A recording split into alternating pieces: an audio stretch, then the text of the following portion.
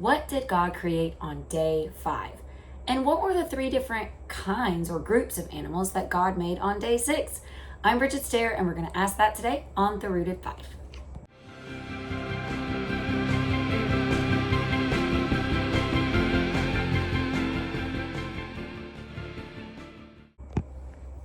Welcome to day 4 of week 1 school series of The Rooted 5. We are still diving into Genesis 1, and today we are going to explore day 5 and day 6 of creation.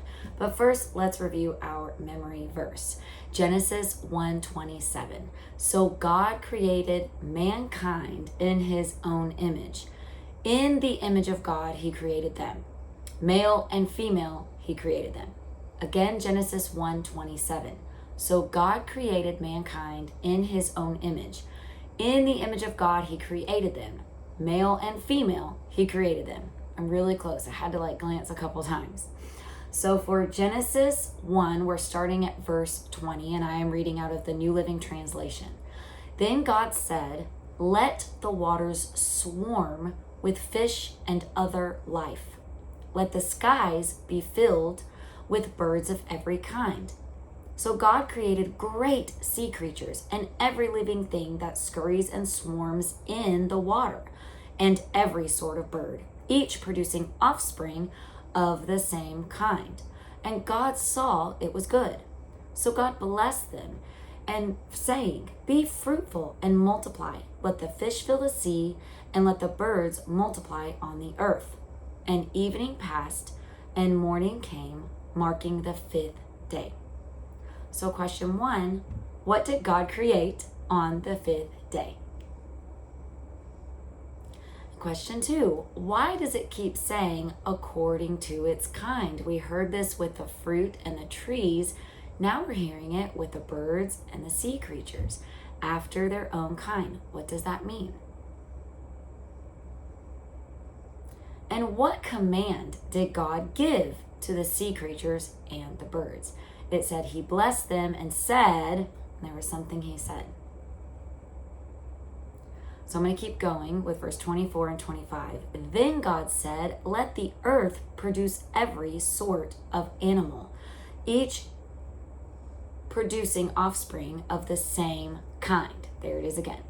Livestock, small animals that scurry along the ground, and wild animals. And that is what happened. God made all sorts of wild animals, livestock, and small animals, each able to produce offspring of the same kind. And God saw that it was good. So question 4, what are the 3 different kinds of animals or groups of animals that the Bible said he created? And if you were a land animal, a sea creature, or a bird, which one would you be and why? And for a misconception, often older kids in school will start to hear the word evolution thrown around. And I know even in 3rd grade, we talk about adaptations. So I don't know if your kid ever comes to you and gets confused about evolution or gets upset.